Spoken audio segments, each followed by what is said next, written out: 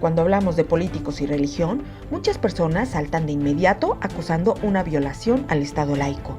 El lunes pasado, durante una importante ceremonia en la Catedral de Morelia, en donde le fue impuesto el palio arzobispal a Monseñor Carlos Garfias, estuvieron presentes el gobernador de Michoacán y el alcalde de Morelia, Alfonso Martínez, quien recibió tremendas críticas de ciudadanos por el hecho de haberse hincado a la hora de la consagración en la misa. Según la crítica, esto era una falta al Estado laico.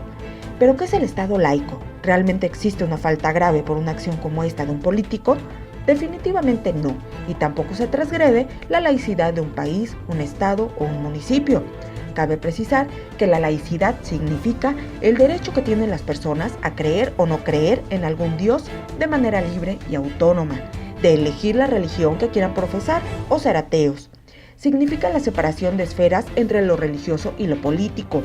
Es decir, que las iglesias no ejerzan el poder público, pero que tampoco los gobiernos se entrometan en los asuntos religiosos. Ambas esferas deben estar respetuosamente separadas. Lo que no quiere decir que los políticos no puedan profesar una religión o asistir a un templo o iglesia a escuchar misa y participar de ella.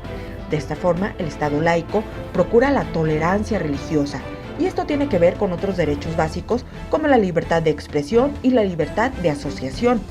Laicidad no significa ser enemigo de la religión o perseguir a quienes sean creyentes. Al contrario, significa respeto y tolerancia, aunque muchos se rasguen las vestiduras porque su interés sea que la iglesia quede reducida a nada. Un Estado laico debe respetar de igual forma todas las iglesias y religiones que los ciudadanos profesen en territorio mexicano. Esto sin privilegiar a alguna sobre las demás, ninguna que reciba prebendas sobre las otras.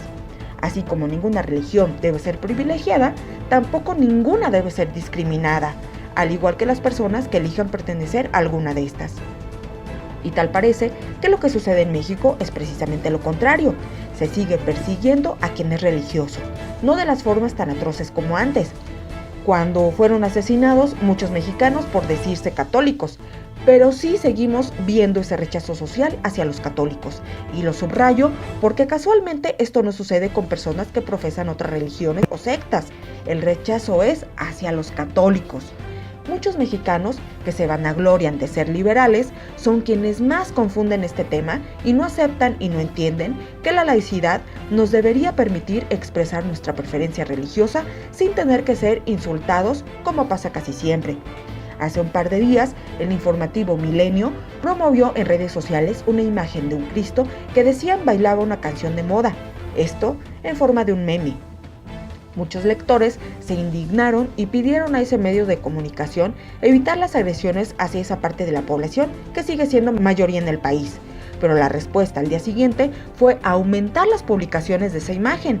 Entonces, si el Estado laico significa en primer lugar el respeto y la tolerancia, considero que son más, muchos más, quienes a diario violentan ese Estado laico que impide a los católicos pronunciarse como tales de forma pública sin ser acosados, insultados o ridiculizados. He leído muchas críticas de personas que se sienten ofendidos cuando el arzobispo de Morelia y algunos otros clérigos emiten una postura pública de temas diversos, argumentando que ellos no deberían opinar.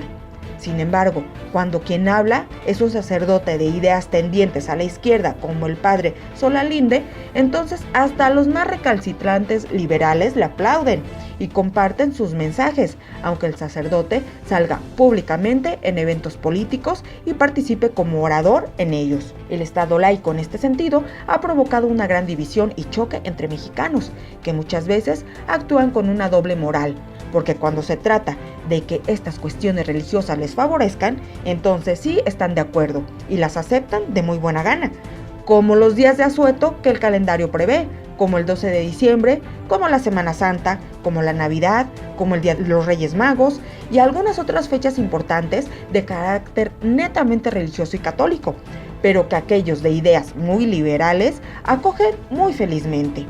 Lo que necesitamos son leyes que nos protejan, que nos permitan vivir en armonía, garantizando el respeto mutuo y no todo lo contrario, como lo que parece suceder en nuestro país. Muchas gracias y nos seguimos escuchando.